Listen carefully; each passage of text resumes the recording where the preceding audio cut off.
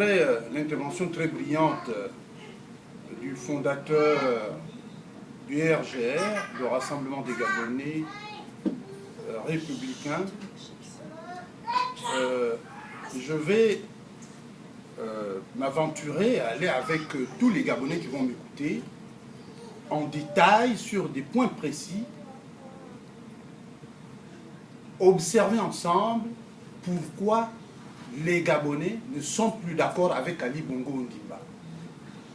Pour expliquer à ceux qui hésitent encore de le lâcher, les raisons pour lesquelles ils doivent lâcher Ali Bongo Ondimba s'ils se sentent Gabonais, parce qu'il y a prise d'otage au Gabon par Ali Bongo Ondimba et ses étrangers.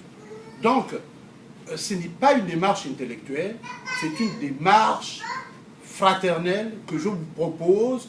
Ce que je dis doit absolument rencontrer la psychologie sociale du Gabonais pour comprendre que si le Gabon d'aujourd'hui n'agit pas, si nous n'agissons pas contre cette prise d'otage, évidemment, nos enfants, nos petits-enfants, nos femmes pleureront éternellement parce que simplement on aura sémé, c'est-à-dire colonisé le Gabon à nouveau, une colonisation négrière entre nègres.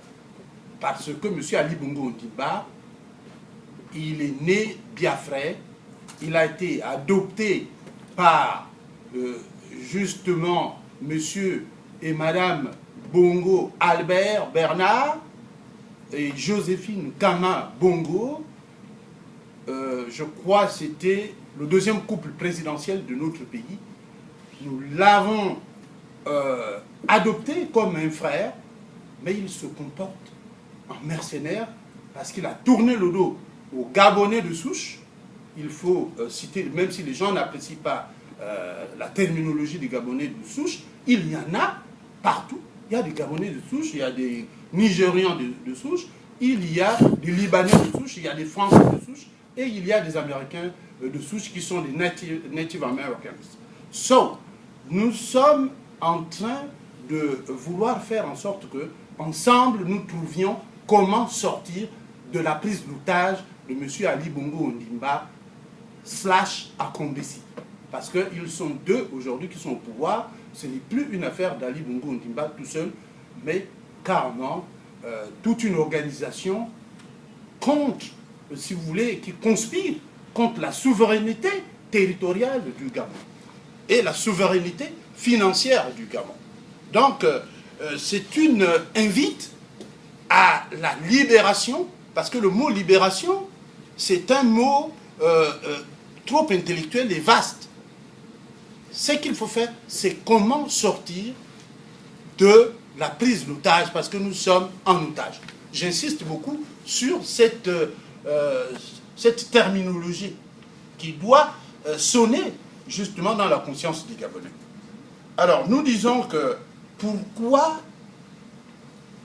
nous pouvons nous poser les questions de savoir pourquoi le peuple gabonais est aujourd'hui plus remonté que jamais contre le duo Akombesi-Ali Bongo Ondimba.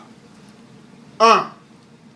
Donc, la pauvreté pour les Gabonais aujourd'hui est devenue, il faut l'affirmer, un problème de souveraineté est un problème aussi de sécurité nationale. Parce que en 1960 jusqu'en 70, je crois 1980 même, aucun Gabonais ne savait qu'il était pauvre. Puisque si vous êtes à Oyem et que vous avez des orangers, vous cueillez vos oranges quand vous voulez. Vous êtes à Moabi, vous avez les avocatiers, vous prenez vos avocats. Personne. Or aujourd'hui, aucun Gabonais ne peut même prendre le luxe d'aller s'acheter des fruits pour arroser son menu. Donc actuellement, ça devient, la pauvreté est devenue sincèrement un problème de sécurité nationale. Et cette pauvreté a été créée par le système Bongo pour faire ramper la jeunesse gabonaise à ses pieds, puisque je parle du système Bongo. Deuxième point, Ali Bongo s'est plutôt tourné, je l'ai dit un peu, vers les étrangers pour asseoir un régime criminel. Ça, c'est ce que les Gabonais lui reprochent. Et aucun Gabonais sérieux, à part les courtisans d'Ali Bongo, qui peuvent justifier et qui peuvent dire non à cela. Troisième point, 19 000 milliards de francs CFA portés disparus du trésor public gabonais. Et que jusqu'à présent, après 7 années de pouvoir, jusqu'à présent, on ne sait pas qui a pris les 19 000 milliards. Il n'y a aucune enquête qui est diligentée. Mais vous verrez que dans le cheminement de mon propos, de ma plainte contre Ali Bongo Ondimba, vous verrez et vous découvrirez que finalement, le Malien Sédou Khan, comme une espèce par magie, a été attrapé, je parle en des termes simples, a été attrapé avec 9 000 milliards de francs CFA. 9 000 milliards, je dis bien à mes jeunes frères, mes sœurs au Gabon, 9 000 milliards de francs CFA ont été saisis par un proche de M. Ali Bongo Ondimba dans l'affaire qui s'est appelée justement le scandale de Panama Gate. Donc, vous voyez, c'est là encore une arnaque de l'argent du Gabon, et les Gabonais lui font le reproche justement pour cela. Troisième point, Ali Bongo et ses amis étrangers achètent des châteaux, ils achètent des avions privés depuis qu'ils sont là. Il y a des étrangers qui étaient à pied au Gabon, ils étaient en culotte, aujourd'hui ils ont des avions privés. En 7 ans de gouvernance, même si vous êtes un homme d'affaires, ils ne sont pas des pétroliers, ils ne sont pas les responsables du manganèse gabonais. Mais comment ils ont fait pour s'acheter des avions privés, vous qui les supportez, vous qui trouvez que nous n'avons pas le droit de parler de cela. Aujourd'hui, quatrième point, aujourd'hui, le Gabon est devenu invivable pour les Gabonais autochtones. Aujourd'hui, les Gabonais autochtones vivent en exil, ils fuient le pays. Je pèse bien mes mots. Ils ne voyagent plus, ils déménagent du Gabon et ils fuient le pays. Ils sont obligés de chercher ailleurs et quelle que soit votre compétence, vous êtes obligés de venir soulever les caisses ou bien travailler dans un bar aux États-Unis ou bien balayer en France ou à Londres ou en Allemagne. Ça, ce n'est pas acceptable pour les Gabonais. Ça fait partie des reproches qu'on fait au régime de Bongo. Cinquième point.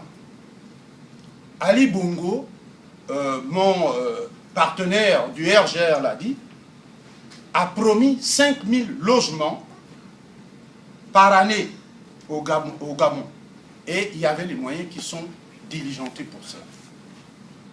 En 7 années de pouvoir et de révolution pour rien, M. Ali Bongo n'a construit que 500 logements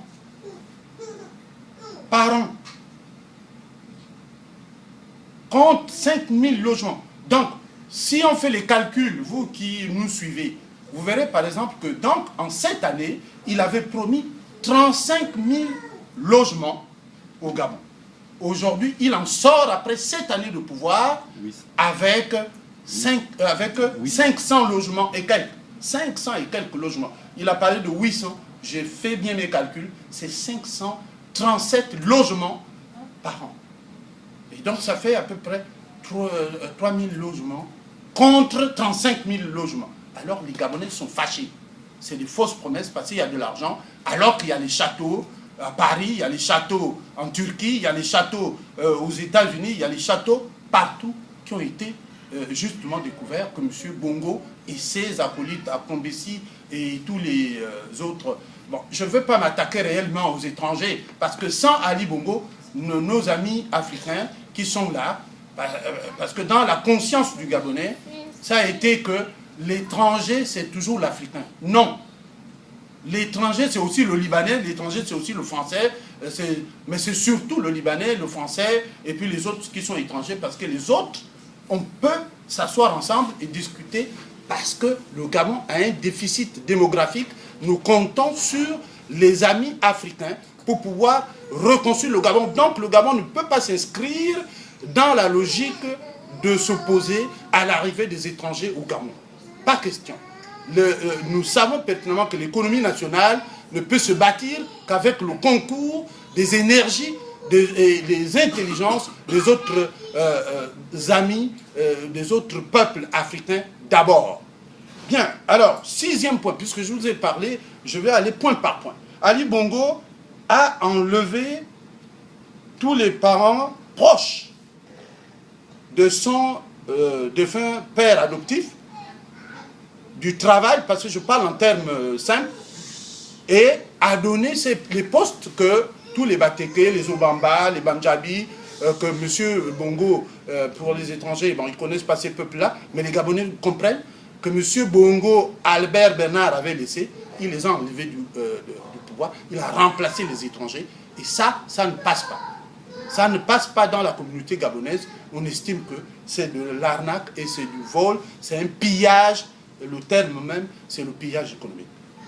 Alors, 7e point, les auteurs des crimes de sang, appelés crimes rituels au Gabon, je ne sais pas quels sont crimes rituels, parce qu'ils veulent mettre ça sur le compte des traditions gabonaises. Or que ce n'est pas vrai. Ça n'a rien à voir avec les traditions gabonaises. Je suis né en 1959, comme M. Ali Bongo Ondimba. Donc, je suis quelqu'un qui connaît, j'ai la marche du Gabon indépendant. Je sais pertinemment qu'il n'y a jamais eu de crimes massifs contre une certaine population gabonaise, ou bien qu'on ait entendu. Et d'ailleurs, vous verrez que dans les années 85, 86, 87, et même un peu au début de 90, les Gabonais avaient encore des maisons dont les portes étaient ouvertes, même à minuit, à 2h de l'année. Il n'y a même pas de sécurité, il n'y avait pas comment vous appelez, les agents de sécurité pour protéger les quartiers gabonais. Alors, comment, s'il y avait les crimes rituels, comment ça se fait-il que, finalement, on n'est pas exilé?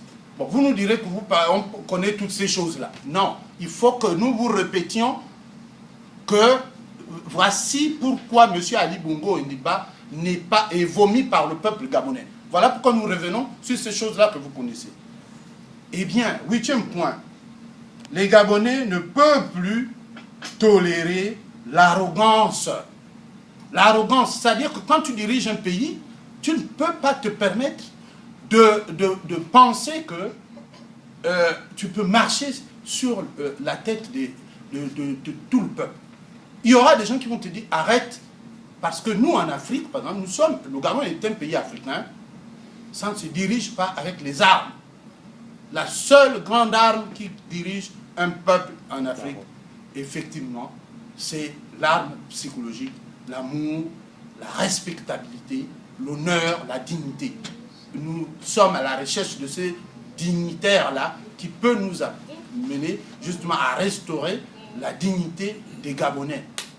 S'il n'y a pas, alors que nous voyons le comportement de M. Ali Bongo Ondimba, c'est un comportement de mercenaire, c'est un comportement d'enfant, si vous voulez, qui a refusé d'écouter la culture téké, parce que même si c'est un enfant adopté, ou adoptif si vous voulez, mais il faudrait que vous intégriez les valeurs de ceux qui vous ont adopté dans votre conscience pour que vous soyez en phase avec la communauté. Or, ce n'est pas le cas pour M.